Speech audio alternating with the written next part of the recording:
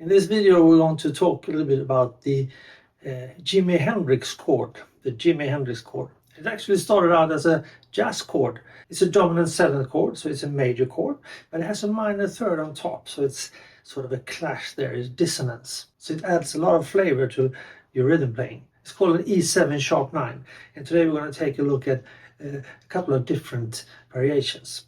Okay, let's do it. So the most common way to play this chord is up here, actually at fret 7 on the A string.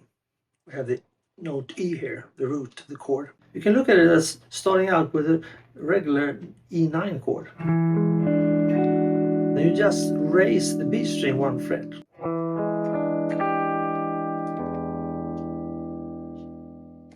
So this is the most common way.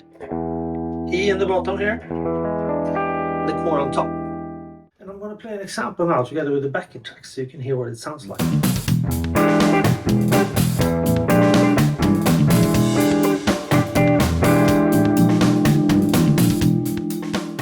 So one thing you can do to add more flavor to the chord is actually to flatten your pinky here, the little finger, and cover the high E string.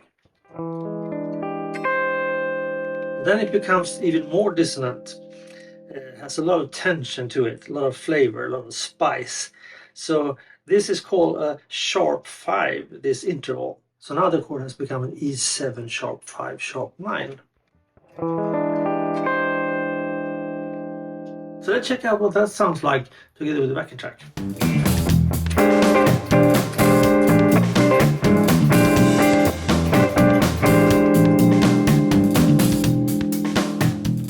And the next thing I want to show you is the way Stevie Vaughn uses this in one of his most famous songs, actually. It starts with this lick.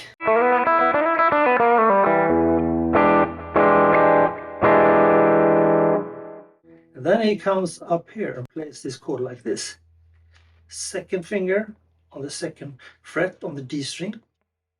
1st finger on the 1st fret on the G string. And then the flattening of the pinky, just like we did up here on the 3rd fret. Then we have this. And if we check out these notes, they're actually the same notes as up here. They sound a little bit different because of the different strings being played, right? Of course, it's easier when you play that lick.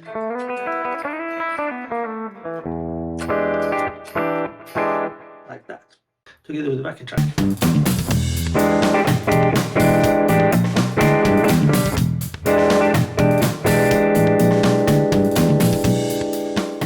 So pretty similar, but not identical. And the third way I want to show you is actually sort of like moving this up 12th fret, an octave.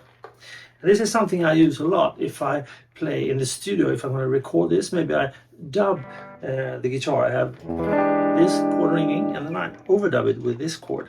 Or if you're 2 guitar players in a live situation, it's really great to come up here and to add more of an attitude with this.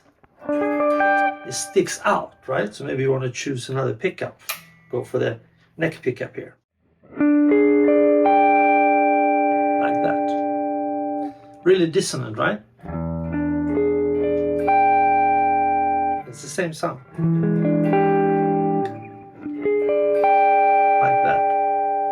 I love this chord, not by itself, but in a combination with other instruments. So let's check it out to the backing track.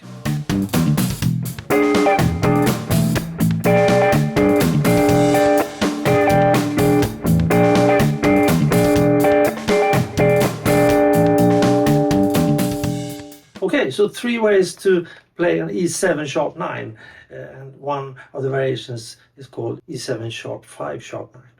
So have fun with this, and don't forget to keep those strings ringing now.